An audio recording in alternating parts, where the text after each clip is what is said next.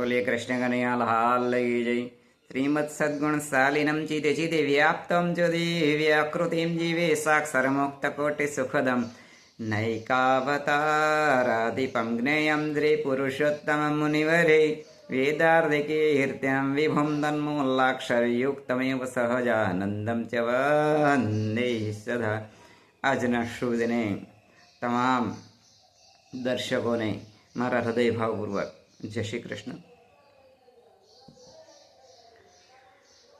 અતિશય એ લોભ રાખવામાં આવે તો દુઃખ સહન કરવું પડે છે।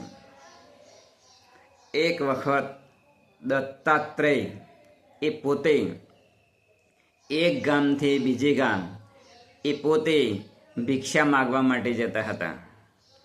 હવે એ રસ્તે જતા જતા એમણે થોડી આકાશ તરફ નજર કરી તો એક સમડી એ પોતે માંસનો લોચો લઈ અને ઉડતી હતી। તેની પાછળ ઘણી બધી સમડીઓ એ ઉડતી હતી અને જે સમડીના મુખની અંદર માંસનો લોચો હતો તો આજુબાજુ બીજી જે સમડીઓ હતી એ જ સમડીઓ એને ચોચ મારતી હતી। કોઈ માથા ઉપર ચોચ મારે, તો કોઈ પીઠ ઉપર ચોચ મારે, તો કોઈ એના જે પૂંછડું હતું એ પૂંછડા બાજુ ચોચ મારે, તો કોઈ પગ ઉપર ચોચ મારે। આમ અનંત વખત એ જે સમડી હતી કે જેના હાથમાં જેના મુખની અંદર એમ કે માંસનો લોચો હતો એ ખૂબ દુઃખી થતી હતી અને એને આજુબાજુ એ બધી સમડીઓ ચોચ મારતી હતી। આના કારણે એને લોહી પણ નીકળતું હતું। એટલે કંટાળી અને પછી એ સમડીએ માંસનો લોચો મૂકી દીધો તો નીચે પડતા પડતા બીજી એક સમડીએ એને પકડી લીધું। હવે જે બીજી સમડીએ પકડી લીધું તો એની પાછળ બીજી સમડીઓ હતી એ બધી ઉડતી હતી અને એ પણ જેમ આગળ જે સમડીને ચોચો મારતી હતી એ જ રીતે પેલી સમડી પણ દુઃખી થઈ અને જ્યારે જે આગળની અંદર જે પ્રથમ હતી સમડી એ સમડી એ પોતે એ એક ઝાડ ઉપર જઈ અને બેસી જાય છે। આ બધું જ નિરીક્ષણ દત્તાત્રેય જે હતા એ દત્તાત્રેય આ નિરીક્ષણ કરતા હતા। આના ઉપરથી દત્તાત્રેય જે હતા એમને થયું કે ખરેખર માણસોનું પણ આવું જ છે।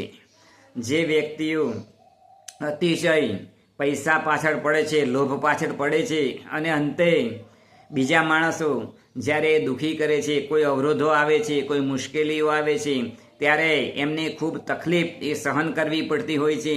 ત્યારે એ ઘણી વખત થાકી જાય છે, હારી જાય છે અને હારેલા માણસો એ ઘણી વખત એ જે લોભ કરતા હોય એ લોભને પણ એ પોતાના જીવનની અંદરથી મૂકી દેતા હોય છે।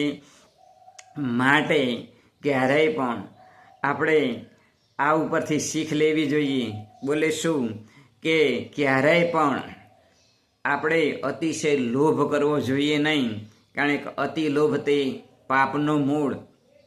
તો આમ આ દ્રષ્ટાંત દ્વારા સિદ્ધાંત આપણને શીખવા મળે છે કે આપણે પણ આપણા જીવનની અંદર જેમ સમડી એ પોતે માંસનો લોચો લઈને જતી એવી રીતે ઘણા માણસો પોતાના જીવનની અંદર ઘણું બધું કમાવા માટે પોતાના માથા ઉપર ઘણો બધો ભાર લઈ અને વહન કરતા હોય છે। તેવા વખતે એમને ઘણી વખત એ જ્યારે એ લોભની અંદર એ દુઃખી થતા હોય છે, જ્યારે એમના કાર્યો એ સફળ ન થતા હોય ત્યારે એમને ખૂબ મુશ્કેલી પડતી હોય છે અને પોતે એ દુઃખ અનુભવતા હોય છે। માટે ભગવાને આપણને આપણી લાયકાત પ્રમાણે આપણના જીવન પ્રમાણે આપણે સદબુદ્ધિ પ્રમાણે આપણે જે કંઈ કમાતા હોઈએ છીએ અથવા તો આપણે જે કંઈ મહેનત કરતા હોઈએ છીએ એ મહેનતની અંદરથી જે કંઈ આપણને મળે છે એની અંદર આપણે આપણા જીવનની અંદર જો સંતોષ માનીશું તો દુઃખી થવાનો પ્રસંગ એ આપણને જીવનની અંદર આવે નહીં।